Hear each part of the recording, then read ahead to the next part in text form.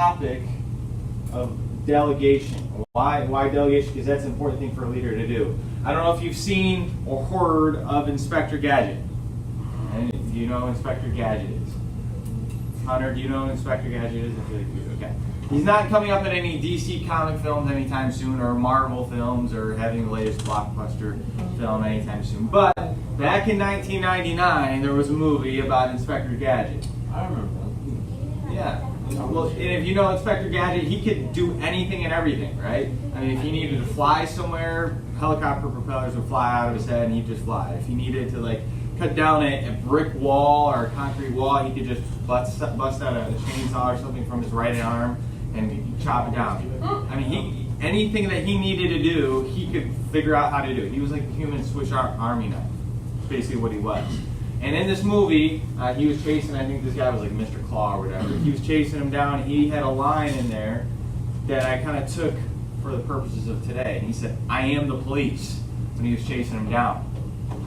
Well, he said that because he felt he was in control of everything. Like if he wanted to, again, chase this guy down, he would do it. He wasn't going to call the police or anybody else. He wasn't going to get any assistance or any help. He was going to do it all. He was it all in his opinion. He could do anything. Not a very good delegator. On the other hand, one of the greatest leaders we ever had, he would happen to be a president, Ronald Reagan, had this thing to say. He said, first off, surround yourself with great people. Surround yourself with great people. And that's not an easy thing to do. But we need to, as leaders, surround ourselves with really good people that can do really great things, with awesome skill sets, awesome talents. It's not an easy thing to do, though. I mean, imagine Ronald Reagan, President of the United States, if he surrounds himself with some really great people, and they do some really awesome things, and people say, "Hey, Ronald Reagan, President, these people are doing some really awesome things. Like, maybe we should have them take over and do some things. You know, you aren't doing hardly anything. You have all your people doing awesome things. They should get a lot of the credit." That's not an easy thing for someone, especially a president, to do. We have so many leaders who want to like hold on to that power, so they have people who aren't as good around them, surround them, so that way they get all the shine and all the glory. But you got to surround yourself with great people. That's what he said first off. Then he said you got to delegate the authority. You can't hold on to all the power. You got to be willing to give it to different people, so that way you, in the end, are made good. Okay, and then finally, don't let them, don't interfere with their work. Don't interfere with what they're doing. As long as they're sticking to the policy that you've set as a leader, as long as they're going in the direction you want them to go, don't interfere. You got to be hands off sometimes as a leader, so that way they can get the work done. Two different types of leadership there. We're going to side with Ronald Reagan and his delegation style. Okay? So to start off, I want us to play a little game, or a few games. So we're going to have three groups going on at the same time. Over here, if you're in this area over here, your job is to build a bridge using the cups and the paper clips just to make a bridge that stands up, that lasts, but it can't be one paper cup. I want it as high as you can make it. As high as you can make it, but it bounces and doesn't fall over.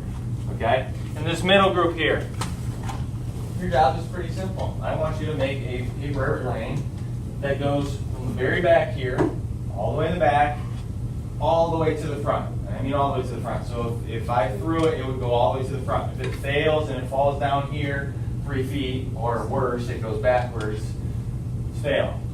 Okay? Failure. You've got to create a paper airplane that goes all the way from the back, all the way to the front on the fly. And then over here, okay, your job in your group is to organize them, like Madeline did here. It's like Madeline here, to organize them 1 through 5 in the color that they are designated in. Okay? Here's the thing though. You're going to have 2 minutes for each one. You're going to have 2 minutes total. 2 minutes total to get the job done. Here's another wrinkle. One person every time will be your designated speaker, coordinator, so to speak. Okay, they can speak. Everyone else, you're mutes. Can't say a thing. You can only do. You only do. The speaker, another little thing, sorry, just adding little things in there. The speaker, they can't do, they can only speak. The reason there was only one speaker there is because you were basically the leader at that time in that activity, okay? And how, delegation works was the only way you can succeed sometimes, hold on, is to say, all right, you're going to do this, you're going to do that, this is where I think we need to go, this is the vision I have for getting this done, if you're doing the bridge, this is the idea I think I have, this is what I need you guys to do, I need you to put this cup here, angle this paper clip there. If you had a group here doing the paper airplanes, I was looking for, you never know, again, every group is different, but I was looking for maybe someone to say, all right, Anthony, you're going to be the person who folds it. You're going to fold it in half, and then you're going to give it to Josh, who's going to work on the wings, and then Sarah's going to put the finishing touch on it and make sure there's the little extra wrinkle there and everything's straight, and then Emily's going to be the person who throws it. You imagine what you could have done if you are super organized, if you say, this is your job and your job only. Anthony's job is not to throw it. Anthony's job is just to fold it in half to get the process started. And then it goes on and on and on, almost like an assembly line sometimes. As a leader, you delegate responsibility. I'm not here to give you a history lesson, but if you know anything about our government, we have people who go to Washington for us that represent our interests, represent what we value, represent us for tax purposes, for a variety of things. Not here to get into that. But do you know what we call them? Delegates. Dang it. Because we delegate them to go do something for us, represent us in Washington. Okay, we give them an assignment, and that's their job. We can't go to Washington every month to go to all the meetings and go through all that. We can't do that as normal citizens. So we delegate certain people to go do that for us. That's part of our government. We have that built in, and yet sometimes as leaders we ignore that. So when we're leading, we have to have a shared vision. We have to have a vision that says, this is what we're going to do. And I'll tell you right now, much of leadership is planning and organizing. That's much of leadership. It's yes, you get the name on the door, the CEO, but much of leadership is planning and organizing and making sure the people below you know what they need to do. That's a ton of leadership. You also have to have the vision that is shared. If, again, we're doing paper airplanes and Anthony disagrees with what, Jose was going to tell him to do, he's like, I want to fold it this way. No, but Jose's like, no, we're going to fold it this way. You're going to have issues.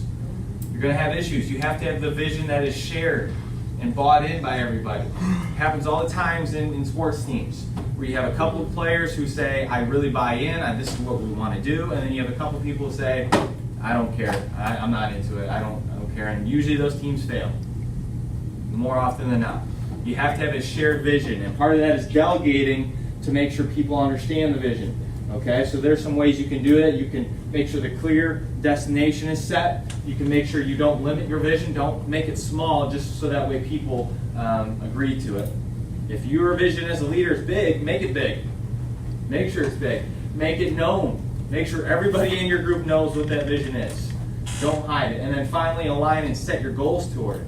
If you set goals, make sure they align with your vision. Don't just have a goal to have a goal. Yep. Is that almost like calling out ways? You have to make it known.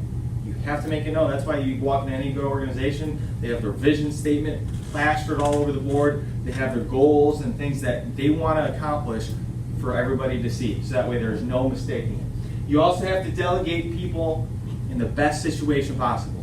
If we're running an organization and running a party, I'm running a party, a big party happening, a big event, and I put, Luis in charge of food. But Luis is really good at interior decorating. He's really good at decorating things, making sure things look really fancy, really professional. That's his strong suit. But I put him in charge of food. And we run the event and the food goes horrible. Food is wrong, the food is bad, we chose a bad caterer, it was very poorly put together, and I get really mad at Luis at the end. I say, Luis, I gave you one job. That's the original, you had one job. Mm-hmm. You had one job, and it failed. Well, why should I be mad, though, as a leader? I put Luis in charge of something he was not very good at. If I would have put him in charge of the decorating, making things look professionally done, probably would have went better, and we would have had a better result. And then I put someone in charge of food who's more capable of doing that. You got to put people in the best situation possible. It doesn't mean sometimes you challenge somebody and put them in an uncomfortable position, because maybe eventually I want to tell Louise, you know what? I want you to take on more responsibility later on. So I'm going to put you in charge of some food things to grow and challenge you a little bit. But you can't always do that with everybody. You got to know what they're good at. Anthony's a goalie on the soccer team. Coach probably isn't going to go to Anthony and say, hey, I need you to play midfield today. Because Anthony's strong suit is a goalie. You got to know where to... Huh? Forward? No? Well, then you're not a midfielder. So we're not going to put you in midfield because that's not where your strong suit is. And then with delegation, when you do it effectively, it saves you time. It saves you time, and that's a good thing. You don't want to be working 24/7. You want to be able to save yourself some time, and so delegation does that. And then it's all about the team. The team is more important than you as a leader. It really is. You read about the geese today. It's not about one of those geese. It's not about one of them. Okay? It's about them as a group. And so the team matters more than anything else. So when you delegate, you help the team. You make sure they are all involved.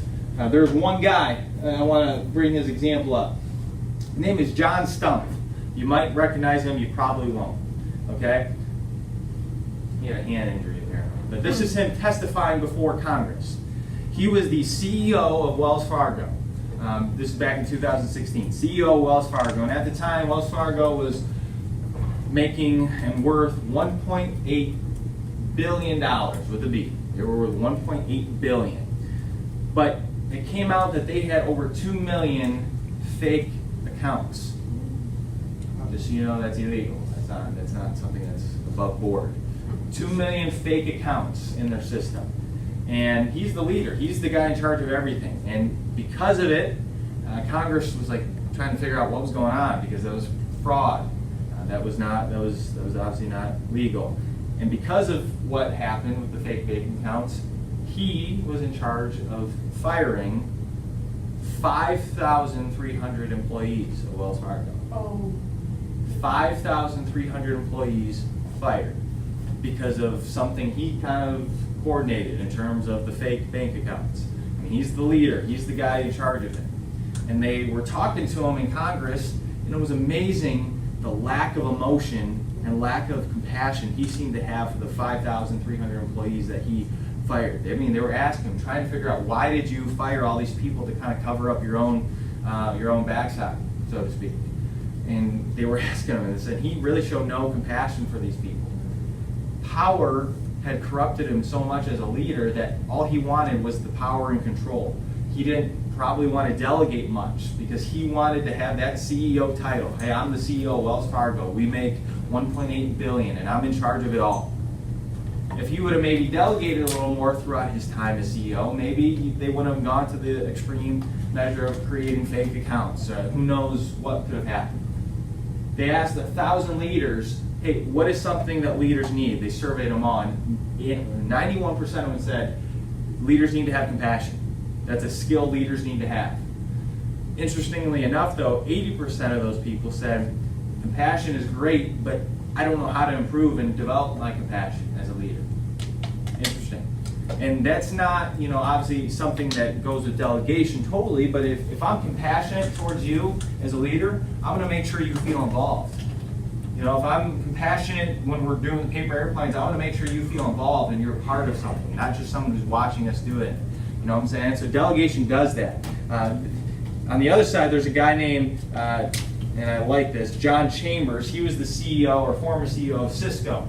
This is what he did. He had a policy in place as a leader. Anytime any person in the world that worked for his company was either going through something, a serious depression or a serious loss, if they had lost a family member, they were sick. Within 48 hours, he would find that out, and he would personally write them a letter. Wherever they were in the world. I mean, Cisco's a big company. And so that's the compassion he had. And I'm sure he was a very good delegator because he wanted to incorporate people into his work. He wasn't just so power hungry that he was going to do whatever he had to do to keep the power. He was willing to share and be a part of his people's lives. That's a leader. That really is a leader. So don't be like John Stumpf with a broken hand before Congress. Last thing I want to mention before I got a video of Gordon Ramsay to show you. Everyone wants Gordon Ramsay. But to delegate, you must delegate effectively. Because we can do anything. We can make paper airplanes, but if it's not an effective paper airplane, it's not going to fly. If we don't delegate effectively, delegating is great, but it won't work out well for us. So you have to delegate effectively. And so a couple things that will help you delegate effectively is you have to realize delegation can be negative. If you delegate to people who aren't capable of doing the task you assign them to do, again, I assign Luis to do something he's not capable of doing, that's not going to work out well for our group. So you have to be careful of delegating people, the wrong people, the wrong responsibility. That would lead badly. You also have to be careful of delegating things to unmotivated, lazy people. If you delegate to a person who's not willing to do the job, it's going to look bad on you at the end. You know, it's going to come back to you. Those people will be weeded out eventually. The lazy, unmotivated people is eventually kicked to the curb in life. They are found. But if you delegate them and expect great things, you're going to be sorely mistaken. You're going to get burned in the long run. So delegating to those wrong people affects your group, affects the team, it affects the success, and it affects yourself. Okay? And then you also have to delegate effectively through communication. So that communication starts with asking your followers, asking the people around you, hey, what needs to be done here? How can I be better? You need to get input as a leader. So you sit down with them and you outline the areas of responsibility. Hey, this is what I need you to do here. This is the responsibility that Mackenzie has. This is the responsibility that Madeline has. You outline all that responsibility for them. So make sure it's crystal clear. And then you ask yourself first of all, what areas am I too involved as a leader? What areas am I super hands-on? I'm like over involved. We all been in that project or group project that we have that one person who's like super hands-on and they want to control everything. You got to be careful of that. So ask yourself, where am I too involved? And then also ask yourself, where am I not involved enough? Where do I need to relinquish some responsibility and delegate that to Anthony? And then I need to go over here and work on this and be more involved with this. Ask yourself that question and then ask your people that question. You'll get a good response. You're not trying to say, hey, I need you to do all this work. If you ask someone plainly, hey, where am I too involved? You'll get an honest answer where they say, hey, you need to back off. You need to let us do our thing. You need to let us work. And then you might also hear something that says, hey, these people over here need your help. You should focus your attention and work over there and let us do our thing over here. So you need to ask that question. And then when you get feedback, be open to it and know that your delegation responsibilities can always be improved. It's always evolving. Who can do what, when they can do it, who you put in charge of, the responsibility you give them. It's always evolving. Yeah. That is a pretty unorganized, crazy kitchen. It starts with the leader. Gordon Ramsay's not the leader of that. But before I give my ideas, what did you guys see? Yes, sir. So like the younger waitress, she was like kind of solving stuff, like not mad at the people, but then that other one, Jane, was like, "This is all I can do for you." Like she had a different temper towards the customers, and I think that she wasn't being a good leader. We really lacked communication with each other, like it was ridiculous. So you lack communication, especially that the chef, he just lost his temper. That's and delegating means there's a communication order set. Like, hey, I'm going to tell you this, and then people will follow. But if people don't like the leader and don't respect the leader, what he tells them to do, they're not going to follow. Then you got people doing their own thing, and when you got people doing their own thing, you got bad results. We'll go, Josh. I personally know what it's like because there was this one night where like nobody was talking at all, nobody was dropping meat for like Whoppers or anything, and it got to the point where I had to tell the manager personally that nobody was doing anything except for just worrying about them themselves.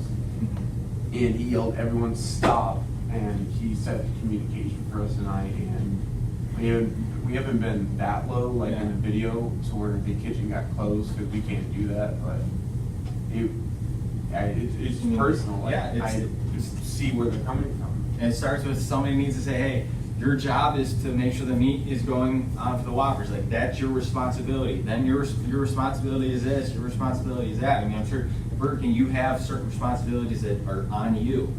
And that is completely different than somebody else, because that's how good organizations and teams work.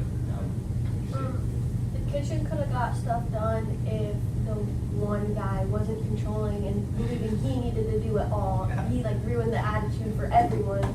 He did. And guess what? No one's willing to step up. And the one guy asked, hey, chef, I can do it. And the chef goes, no, I'm going to do it. Let me handle it. Yeah. Sometimes you need it. I mean, sometimes you need to have help. But as soon as he says, hey, I'm going to control everything, no one underneath him is willing to give their best effort. They're just going to go through the motions. And obviously they want to do a decent job because they probably enjoy being in the food industry, but they're not willing to say, I'm going to bust it all out for my leader because he seems like he wants to take over everything, and I'm just the person who is here. When they started giving it out free. Yeah, that hurts their business. Yeah. It has huge effects. All the guy had to do is, it should have been set beforehand. You can't delegate sometimes on the spot. It's hard to. Sometimes you're going to have to as a leader. You're going to have to delegate on the spot. Hey, you know what? We're in a crisis mode.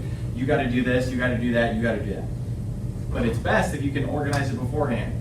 Hey, this is your responsibility here tonight. You're going to be in charge of this station. You're in charge of making sure the people are well maintained, that their orders are checked in. He asked too, hey, who's running the dining room? Guy had no answer. Main chef, the owner of the restaurant, had no answer. He had nobody delegated to be in charge of the dining room. The restaurant was falling that night, for sure.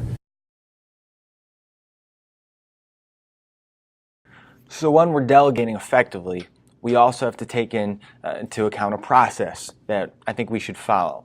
And so here's kind of 6 steps that I think are very good when we're talking about the delegation process. So you've picked the person you want to delegate something to. You have the certain responsibility, the certain job task that you need done, and you have the person for the job. So you bring that person in, and you need to have a conversation, or at least have some form of communication, because without communication, it is bound to fail. So you first need to explain the task, job, responsibility. You need to outline it, you need to explain it in detail, make sure they have all the information. So after you explain it, then you need to explain how it needs to be done and what is expected. So here's the information that I have about the job and responsibility. Now here's how I want you to get it done. Here's the expectation. You need to turn it in by this time. You need to have it done to this standard of our group and our organization. So you need to explain those 2 things. Then you need to third, reiterate the goal. You need to reiterate, again, this is what we really want to accomplish here. You need to emphasize that with the person you're delegating responsibility to. They need to know what you expect as a leader to get done. Fourth, communicate and update times, the task, and the deadlines that are involved in this delegation responsibility. They need to know what times they need to maybe update you with updates. Hey, this is when I'm going to be checking in with you. Or hey, can you just give me a daily or weekly check-in of how things are going, so it keeps me in the loop, but I'm still letting you do your job and not interfering with it. And then you need to let them know this is when it needs to be done. This is the deadline. We can't go beyond this. That keeps them accountable to what they have to get done in the timely manner that it needs to be done in. Fifth, you need to have that person then restate it back to you. Like with anything, if you can restate it back and explain it to somebody else, you have full comprehension of it. So you tell the person what they need to do, how they need to do it, when they need to do it by, and then have them restate it back to you. This means that if there's anything that's left up to question, anything that was not clearly communicated, you can finalize it then and there. So then have the person restate it. And then finally, ask if they have any questions. I told you what you need to do. You restated it back to me. Hey, is there any questions that we didn't cover in this brief meeting or communication that I can answer for you that'll help you do this job really well? ask those things. And so those are 6 steps I think that can be used to help the delegation process from a leadership perspective. Finally, you have to practice it. And so here's a little activity you can do to practice your delegation. So congratulations. You have worked extremely hard, and as a reward, I'm going to give you a personal assistant to get all your to-dos done. Okay? And think of a task that maybe you hate to do, that you wake up and you dread it. You know you got to get it done, but you can't wait to get it over and done with. Well, using your personal assistant, I want you to think of going to that personal assistant and telling them this thing that you hate to do, and you need to tell them to do it. So you need to delegate them to take over this responsibility for you, to get this to-do done, because you hate it. So think of how you're going to do it. How would you explain to that person this job that you don't want to do, that you need them to get it done, because you don't ever want to be a part of it again. Think of the time that you can successfully talk to that person in a concise manner and clearly communicate it done. And then you must make sure that they are engaged, they are listening. You also should make sure that your points of information are clearly stated as well. Have a plan going into that talk and conversation so that way you aren't leaving anything, oh, I forgot about this, I forgot about that. So do that. Practice it on a friend. Practice it on someone at work, because this will help you become a better delegator. And then when you really do have to delegate something, you've gone through the process before. And then get the feedback. Ask someone, hey, how did I do when I was trying to talk to you about what I needed done? How I was going to delegate it? Did I do it in a good way? Pick up some tips from somebody, your personal assistant, that makes you a better delegator. Simple little easy task you can do that can actively work on your delegation skills as a leader.